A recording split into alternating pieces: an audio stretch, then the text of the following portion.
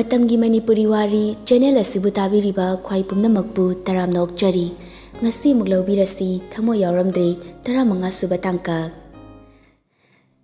Imphalgi Nilkhongba maraktagi ingna chikna leizariba khangdaba kanana lawai haina hainaba akhangba kanana wakhal pukningbu santi piba ngamba pukning wakhalbu pungchik chikpa makai santi piba ngamba phangge ngamdraba khungang punsi haiduna kalakpa phaunaribani Sahar lawai haibagi khetnaba thamdiba asi miyoi bai khoigi itawna khaibani lamna khaiba nate miyoi adugi mawng matawna khaibani Imphal sahar mayol maktada leiba miyoi ba amagi mugun yautaba minungsi watpa kaya ama leitaba nate khungangda leiba pukchel chawba miyoi ba ama oibagi matik chaba minungsi yawba thamoi sengba kaya leitaba nate makhoi adubu lawai machani karamna haiga dawribano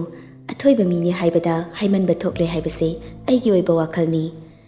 Sinthana sumang matonda leiriba mapagi manakta famduna yendaya mada hangama kasing adu manmanduna hapchili mapa lukhoina nakanda famduna polang ama sari lukhoina nakanda famduna ensang maliba machadi yengduna hanglai Ikhoigi sibu hangamoina tawdorabo ngasiso Hoi pabung hangamoina tawrage Phare phare Nongma-nongmagi haibaduni nabungduna ayuksida kadaidano amuk chatkribaduna clubki wari masanina haibani loiramani hojikpudi sakhredago makhoigi warise ingkhol nungkhol se sudana tawgedi hek leitradana kaishu kanabasu nataba club haidana kochat hek chatana lei tawshilurabanina kok hek tokpa yada tawrina babung hoine aduboba nangna sida nathanta tawdana leiri Aina su nating pangbibasu ngamdedo mana tawdana matingdo khara tawbiradi phaidana tamo su ngamba kanda adum yawridudi handakti aikhoi khunda laying sanga masabagi tawbada adugi thaba khara chindana tawrini sanga kanda pabungi su aigi su adum mating pangjani ihe adu hairaga aikhoi khunda sadawba laying sanga dubu karam kandagi hogada bazano sani hairamlaga adum sadana chatkidawri bazala handakswa Handakti soidana sarani haibani kunjama yamnasu handakti soidana bahaidana yamna kana honaribani soibu soidrabadi yamna phai kunsido natana anakpada layeng sang amatta leitabadagi kunjasing asina mayoknariba awaba mayamase mapa leitrabani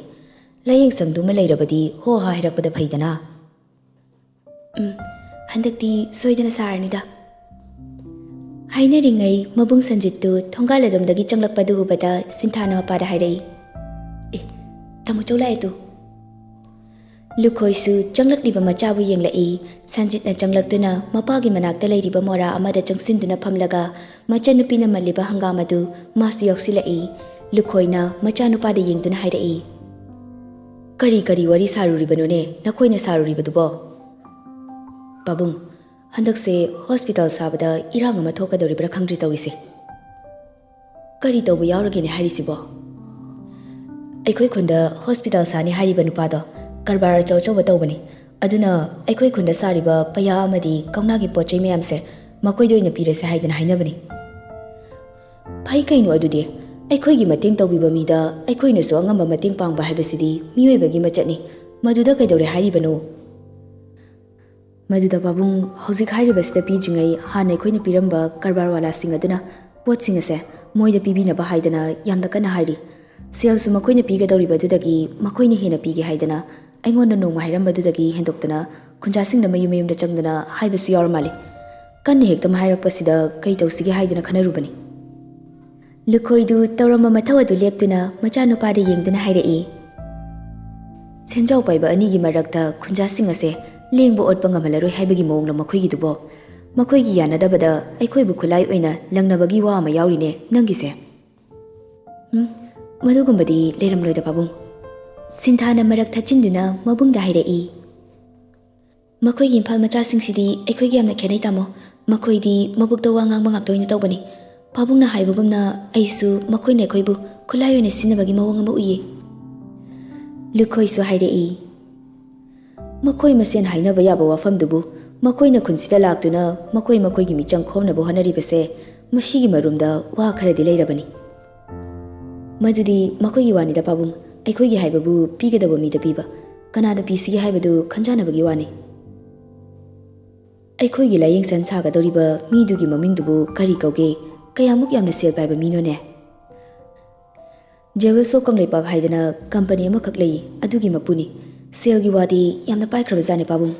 ꯑꯩꯈꯣꯏ ꯚꯥꯔꯠꯀꯤ ꯂꯝꯁꯤꯡꯗ ꯅꯠꯇꯅ ꯑꯇꯣꯞꯄ ꯂꯩꯕꯥꯛꯇ ꯃꯥꯒꯤ ꯀꯝꯄꯅꯤꯒꯤ branch ꯍꯥꯡꯕ ꯁꯦꯜ ꯌꯥꯝꯅ ꯄꯥꯏꯕ ꯃꯤꯅꯤ꯫ ꯀꯔꯤ?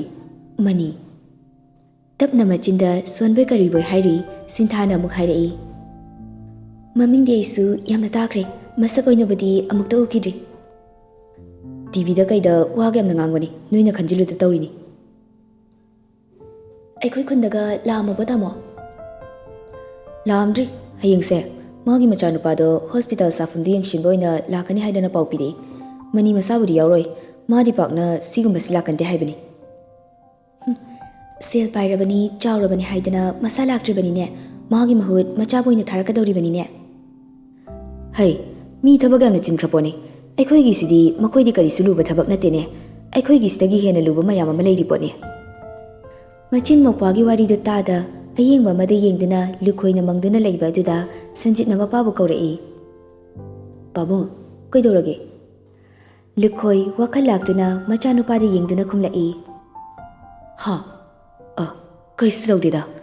ꯑꯗꯣ ꯃꯈꯣꯏꯒ ꯄꯥꯟꯅꯔꯤꯕ ꯑꯗꯨꯒꯤ ꯃꯃꯤꯡꯅ ꯀꯔꯤ ꯍꯥꯏꯕ? ꯑꯗꯨꯒ ꯍꯧꯖꯤꯛ ꯍꯥꯏꯈ꯭ꯔꯤꯕ ꯃꯅꯤꯒꯤ ꯅꯨꯄꯤꯅ ꯀꯔꯤ ꯃꯃꯤꯡ ꯀꯧꯕ? ꯃꯅꯤꯒꯤ ꯅꯨꯄꯤꯒꯤ ꯃꯃꯤꯡꯕꯨꯗꯤ ꯅꯤꯡꯊꯣꯏ ꯀꯧꯕꯅꯤ, ꯑꯗꯨꯒ ꯑꯃ ꯑꯩꯈꯣꯏꯅ ꯍꯥꯟꯅ ꯄꯣꯠ ꯄꯤꯔꯝꯕꯗꯨꯅ ꯍꯩꯀꯣꯜ ꯂꯩꯀꯣꯜ ꯍꯥꯏꯗꯅ ꯀꯝꯄꯅꯤ ꯑꯃ ꯂꯩ꯫ ꯃꯥꯁꯨ ꯌꯥꯝꯅ ꯆꯥꯎꯕ ꯀꯝꯄꯅꯤꯅꯤ, ꯃꯅꯤꯄꯨꯔꯒꯤ ꯁꯦꯜ ꯄꯥꯏꯕꯁꯤꯡ ꯃꯁꯤꯡ ꯊꯤꯕꯗ ꯈꯨꯠ ꯊꯦꯛꯅꯔꯤꯕꯅꯤ꯫ ꯃꯥꯒꯤ ꯃꯃꯤꯡꯅ ꯕ꯭ꯔꯖꯦꯟ ꯍꯥꯏꯕ, ꯃꯥꯒꯤ ꯅꯨꯄꯤꯒꯤ ꯃꯃꯤꯡꯅ ꯂꯩꯃ ꯀꯧꯕꯅꯤ꯫ ꯑꯗꯣ ꯄꯥꯕꯨꯡꯅ ꯀꯨꯞꯅ ꯍꯪꯉꯤꯁꯤꯕꯨ ꯀꯩꯒꯤꯅꯣ?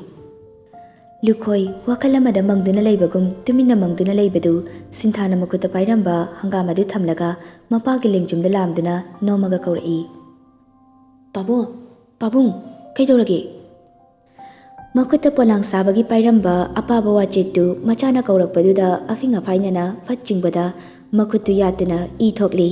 ꯁꯟꯖꯤꯠꯁꯨ ꯃꯄꯥꯒꯤ ꯃꯇꯧꯗꯨꯗ ꯄꯥꯈꯠꯅ ꯆꯪꯁꯤꯟꯗꯨꯅ ꯌꯦꯡꯂꯒ, ꯀꯩꯅꯣ ꯄꯥꯕꯨꯡ, ꯌꯦꯡꯉꯒ ꯇꯧꯕ ꯌꯥꯗ꯭ꯔꯣ? ꯏ ꯊꯣꯛꯑꯦꯅ ꯇꯧꯔꯤꯁꯦ꯫ ꯏꯆꯟ, ꯆꯠꯂꯣ, ꯐꯤ ꯃꯆꯦꯠ ꯑꯝꯇ ꯄꯨꯔꯣ ꯌꯦꯠꯁꯤꯟꯅꯕ꯫ ꯄꯥꯕꯨꯡ, ꯁꯤ ꯀꯟꯅ ꯄꯥꯏꯁꯤꯜꯂꯝꯃꯨꯁꯦ, ꯑꯩ ꯇꯦꯔꯥ ꯄꯥꯏꯕꯤ ꯃꯅꯥ ꯑꯝꯇ ꯍꯦꯛꯎꯒꯦ꯫ ꯇꯍꯥ ꯇꯍꯥ ꯍꯧꯒꯠꯇꯨꯅ ꯁꯟꯖꯤꯠꯅ ꯏꯪꯈꯣꯜ ꯂꯩꯔꯤꯕ ꯑꯗꯣꯝꯗ ꯁꯤꯟꯊꯥꯅ ꯏꯃꯨꯡꯂꯣꯝꯗ ꯆꯪꯁꯤꯟꯈ꯭ꯔꯦ꯫ ꯑꯁꯣꯛꯄ ꯃꯈꯨꯠ ꯑꯗꯨ ꯌꯦꯡꯗꯨꯅ ꯂꯨꯈꯣꯏ ꯇꯔꯪ ꯑꯃꯗ ꯂꯩꯍꯧꯏ꯫ ꯁꯣꯝꯗꯅ ꯁꯅꯥ ꯑꯣꯐꯤꯁ ꯆꯠꯅꯕ ꯍꯥꯏꯗꯨꯅ ꯗ꯭ꯔꯦꯁ ꯑꯞ ꯇꯧꯕ ꯂꯣꯏꯔꯒ ꯍꯥꯟꯅꯒꯨꯝꯅ ꯉꯝꯕꯒꯤ ꯌꯨꯝꯗ ꯂꯥꯛꯏ꯫ ꯉꯁꯤꯅ ꯑꯍꯥꯟꯕ ꯑꯣꯏꯅ ꯉꯝꯕꯅ ꯊꯕꯛ ꯄꯨꯔꯕ ꯃꯇꯨꯡ ꯑꯣꯐꯤꯁꯇ ꯆꯠꯀꯗꯕꯅꯤ꯫ ꯍꯥꯟꯅꯒꯨꯝꯅ ꯆꯪꯁꯤꯟꯗꯨꯅ ꯃꯥꯅ ꯍꯦꯛ ꯐꯝꯗꯨꯅ ꯉꯥꯏꯕ ꯀꯥꯗꯨꯗ ꯆꯪꯁꯤꯟꯗꯨꯅ ꯁꯣꯐꯥꯗꯨꯗ ꯐꯝꯗꯨꯅ ꯉꯥꯏ꯫ ꯇꯦꯕꯜꯗ ꯂꯩꯔꯝꯕ ꯃꯦꯒꯥꯖꯤꯟ ꯑꯗꯨ ꯄꯥꯏꯈꯠꯇꯨꯅ ꯌꯦꯡꯗꯨꯅ ꯂꯩꯔꯤꯉꯩ ꯊꯕꯛ ꯁꯨꯕꯤ ꯅꯨꯄꯤ ꯑꯃ ꯆꯪꯂꯛꯇꯨꯅ ꯍꯥꯏꯔꯛꯏ꯫ ꯕꯦꯃꯥ, ꯁꯅꯥ, ꯑꯩꯈꯣꯏ ꯏꯕꯨꯡꯉꯣ ꯁꯥꯔꯅ ꯃꯊꯛꯇ ꯑꯝꯇ ꯀꯥꯔꯨ ꯍꯥꯏꯔꯛꯏꯅꯦ꯫ ꯅꯦꯅꯦ, ꯑꯩꯕꯨꯔꯣ? ꯍꯣꯏꯅꯦ ꯍꯣꯏꯅꯦ꯫ ꯁꯅꯥꯁꯨ ꯄꯥꯏꯔꯝꯕꯗꯨ ꯍꯥꯟꯅꯒꯤ ꯃꯐꯝꯗ ꯊꯅꯝꯂꯒ ꯉꯝꯕꯒꯤ ꯀꯥ ꯇꯝꯅ ꯂꯥꯛꯏ꯫ ꯊꯣꯡ ꯑꯗꯨ ꯅꯣꯛ ꯇꯧꯔꯒ ꯃꯅꯨꯡꯗ ꯆꯪꯂꯛꯏ꯫ ꯉꯝꯕꯗꯨ ꯕꯥꯠꯔꯨꯝꯗꯒꯤ ꯊꯣꯔꯛꯄꯗ ꯉꯥꯏꯔꯤꯕꯒꯤ ꯇꯋꯜ ꯑꯃ ꯁꯦꯠꯂꯒ ꯃꯁꯝꯗꯨ ꯃꯃꯥꯏꯗ ꯆꯣꯠꯂꯤ ꯆꯣꯠꯂꯤ ꯊꯥꯗꯔꯗꯨꯅ ꯃꯁꯥꯗ ꯏꯁꯤꯡ ꯃꯔꯤꯛ ꯃꯔꯤꯛ ꯄꯛꯇꯨꯅ ꯗ꯭ꯔꯦꯁꯤꯡ ꯇꯦꯕꯜ ꯃꯃꯥꯡꯗꯨꯗ ꯂꯦꯞꯂꯒ ꯂꯩꯔꯝꯕꯗꯨ ꯎꯕꯗ ꯁꯅꯥ ꯏꯈꯪ ꯈꯪꯅ ꯃꯇꯨꯡ ꯐꯠ ꯑꯣꯟꯊꯣꯛꯇꯨꯅ ꯂꯦꯞꯄꯤ꯫ ꯃꯥꯒꯤ ꯃꯇꯧꯗꯨꯗ ꯉꯝꯕ ꯃꯁꯥ ꯃꯊꯟꯇ ꯌꯦꯡꯊꯖꯔꯒ, ꯀꯩꯅꯣ, ꯀꯩꯗꯧꯔꯒꯦ ꯇꯧꯔꯤꯗꯨꯕꯣ? ꯁꯥꯔꯅ ꯑꯩꯕꯨ ꯁꯤꯗ ꯆꯪꯉꯨ ꯍꯥꯏꯕꯤꯕꯕꯨ ꯀꯔꯤ ꯍꯥꯏꯕꯤꯒꯗꯕꯅꯣ? ꯀꯩꯅꯣ ꯑꯗꯣ ꯅꯪꯅ ꯅꯇꯨꯡ ꯑꯣꯟꯁꯤꯜꯂꯒ ꯍꯪꯉꯛꯏꯗꯨꯕꯣ? ꯃꯥꯏ ꯑꯣꯟꯁꯤꯜꯂꯒ ꯍꯥꯏꯅꯁꯤ ꯀꯩꯅꯣ? ꯀꯩꯅꯣ ꯁꯥꯔꯅ ꯍꯥꯏꯅꯤꯡꯕꯗꯣ ꯍꯥꯏꯕꯤꯔꯣ? ꯅꯃꯥꯏ ꯑꯣꯟꯁꯤꯜꯂꯣ, ꯑꯗꯨꯒ ꯍꯥꯏꯒꯦ ꯍꯥꯏꯕꯅꯤꯅꯦ꯫ ꯁꯨꯃꯥꯏ ꯑꯗꯨꯝ ꯂꯦꯞꯀꯦ, ꯑꯗꯨꯝ ꯍꯥꯏꯕꯤꯔꯣ ꯁꯥꯔ꯫ ꯉꯝꯕꯗꯨ ꯆꯪꯂꯛꯇꯨꯅ ꯁꯅꯥꯒꯤ ꯃꯥꯡꯗ ꯑꯣꯏꯅ ꯂꯦꯞꯂꯩ꯫ ꯁꯅꯥꯗꯤ ꯅꯛꯅ ꯃꯅꯥꯛꯇ ꯍꯦꯛ ꯂꯦꯞꯁꯤꯜꯂꯛꯄ ꯑꯗꯨꯗ ꯃꯃꯤꯠ ꯃꯅꯥ ꯆꯞ ꯌꯨꯡꯅ ꯁꯦꯀꯦꯟ ꯈꯔ ꯌꯦꯡꯂꯝꯂꯒ ꯃꯃꯤꯠꯇꯨ ꯅꯥꯀꯟ ꯑꯃꯗ ꯑꯣꯟꯗꯨꯅ ꯐꯠ ꯌꯦꯡꯂꯒ ꯂꯩ꯫ ꯉꯝꯕ ꯃꯁꯥꯒꯤ ꯁꯕꯥꯟꯗꯨꯗ ꯃꯈꯨꯠꯇ ꯊꯤꯟꯗꯨꯅ ꯍꯥꯏꯔꯛꯏ꯫ ꯅꯠꯇꯦ, ꯑꯩꯉꯣꯟꯗ ꯄꯥꯜꯂꯤꯕ ꯄꯥꯔꯠꯁꯤꯕꯨ ꯑꯇꯩꯗꯒ ꯄꯥꯟꯗꯕ ꯑꯩꯉꯣꯟꯗ ꯈꯛ ꯄꯥꯟꯕ ꯄꯥꯔꯠꯂ ꯍꯥꯏꯕꯅꯤꯗ꯫ ꯀꯔꯤ ꯑꯁꯣꯏꯕ ꯂꯩꯕꯒꯤꯅꯣ ꯅꯪꯅ ꯑꯩꯉꯣꯟꯗꯒ ꯌꯦꯡꯗ꯭ꯔꯤꯁꯦ? ꯃꯤꯅꯗꯤ ꯌꯦꯡꯖꯒꯦ ꯍꯥꯏꯔꯤꯅꯤ, ꯑꯩꯅ ꯂꯣꯠꯁꯤꯜꯂꯒ ꯑꯩꯅ ꯏꯍꯥꯟ ꯍꯥꯟꯅ ꯀꯣꯏꯅꯁꯦ ꯍꯥꯏꯕ ꯃꯤꯗꯨꯗ ꯎꯠꯀꯦꯅ ꯊꯝꯃꯤꯅꯤ꯫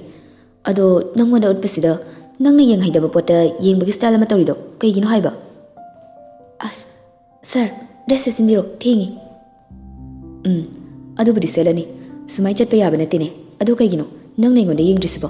ꯁꯤꯃꯗꯤ ꯈꯨꯝꯕ ꯌꯥꯏ ꯀꯩꯅꯣ ꯅꯪꯁꯨ꯫ ꯁꯥꯔ, ꯑꯩ ꯃꯄꯥꯟꯗ ꯉꯥꯏꯔꯝꯃꯒꯦ, ꯁꯥꯔ ꯂꯣꯏꯁꯤꯟꯕ ꯂꯣꯏꯔꯒ ꯊꯣꯛꯄꯤꯔꯛꯑꯣ꯫ ꯃꯁꯤ ꯍꯥꯏꯗꯨꯅ ꯆꯠꯀꯦ ꯇꯧꯕꯗꯨ ꯉꯝꯕꯅ ꯈꯨꯗꯥꯡ ꯄꯥꯏꯗꯨꯅ ꯐꯥꯔꯛꯏ꯫ aduga mangaktu chepthaduna sanada yenglaga minute ani da ngairamo masi haiduna dressing room da leiriba domda changkre mane hek chatkibaga sanadu makuna thabakta thamduna sor phungkatluba adu amuktang sangna hondoklaga mathanta ngarang ngangduna haijai ngawbra khangdi sononi pura masin pase makok sisu chabra kinum tawimi mi mamangsida minute ahum longi matung ngamba dressing room dagi thorai ba magi mataw adu ubada sana mamit lakthokduna ngambadi yenglaga hangi kay nusar na tawridubo kay dorage dress to kay no sidi aina comfortable oiba sepani kay dorage adumaina selaga office ta chatiro si kay dorage ba ngambadu achauba t-shirt white pant icham chamba sport shoes ama sanana changlaktuna ngambabu khudang paiduna dressing room da mukchingduna pushilaktuna wardrobe leiriba adugi mamangda lephalli aduga wardrobe adu hangdoktuna dress tu khanba hawi ngambana mana tawriba adu yenglaga kainu nang thini dubo adumaina selaga kamaina CEO ni haidana staff mayangi mamangda chatino office ta laknariba mayamduna formal dress selaga laknariba mayamdubu sir ubidrabo migi khalaga seladi pharak tadro dude aina comfortable oibada sepani moina khaning ma khanchano aina ma lawi droga lore madu yaba nati sir na yarasu aina yade aina sir ga lakminaraga aina kemta haidaba mandoini si hongdokse white formal shirt black pant black coat ama puthoraktuna pirai ngambana soktokuna khumlai as aina gi taiga punbado phundana sidoba male hainade yare si dum setke adu ai kya kaidodi yare ba sir si oine selo ngamaroi bai ngarang agi wista yes haikrabana tresarna ngarang khakini adudi nungti gi haibada yana ki belaiti yare adudi ngasi ina hairege ngasi dagi hauraga office ka related oiba mafamda formal oiba dress sepio yam henjila i nangse se hongdok piro ai taiga khum ka purage nangna pundoini ko taido ai heiti tai punba sechin pollution biramo sir sanana chatuna khungup ka taiga puduna lakpada haiba inba angangumna mana hairambadu tawba loiramle changsilaktuna mana pairakliba taidu ngambagi ngakshamda mawong maril tana pulladuna hairai ayengdagidi ai office do ina sarbulak mangai jaramage som yumda mukla haroge adudi ai gi taidi kanana pundoiba sargi security singi marakta haibi yawbane aduna moidoina pulhanbiro moina punda boradi ai tai pularo sir angang machagumna ningai tobigan ko daudana hainabase kok yaradi faroidrese sanadu makha khumthaba taleduna khumdre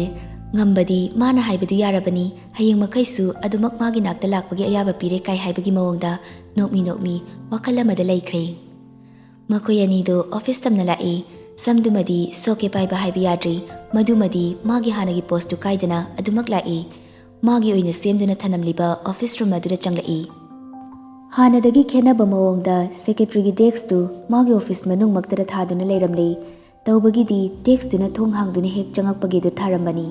ngambagina khara changsile sanadi tawramliba mawong sida mathamoida khoiram khoisauna bagi mawong ama tawi mapan thongdana leiriba safam adu kaidana bohonei ngambsu magi sita changsinduna famkhre sanasu magi sita changsinduna famkhre ngambagi leiriba duk chawba table adu file ama fawba leite ihang hangi sanagidi ama ani leirami hangdoktuna madi magi thokpa tawduna lei ngambana mamit adu kuptaba makai sanada yengduna lei ani duna dumna leiringai wangam makuta file ama koladuna thong adu nok toraduna changlai hek changlakpaga nokfit tawduna ngambada wish tawrai good morning sir good morning bro ngasi ahanba office lakpasibu kamai tawge khangdrida yorokta ngari banina ado hauju fawgi oinadi nungai tabadi leitri konagi wabudi khangdriba hauju fawdu nungai ba oiradi kona su nungai ba ngak toibiu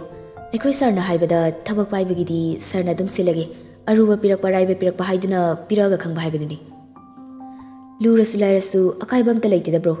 aigi nakta sigi matangda pro ma famlaga leirasida aina kada wajadoino kem wabideda idi mangakna sanada induna hairakliba waduda wangamna nokladuna sanada yenglaga hairai khara wadori ni chanse dude Sanasu nokfettamak tawduna yenglaki wa oinadi khumlaktre. Tanjaduda thong adu nok tawraduna Yaifarel manungda changlaki. Yaifarel ubada Sanana nokfet tawduna kauraki. Good morning, sir Yaifarel.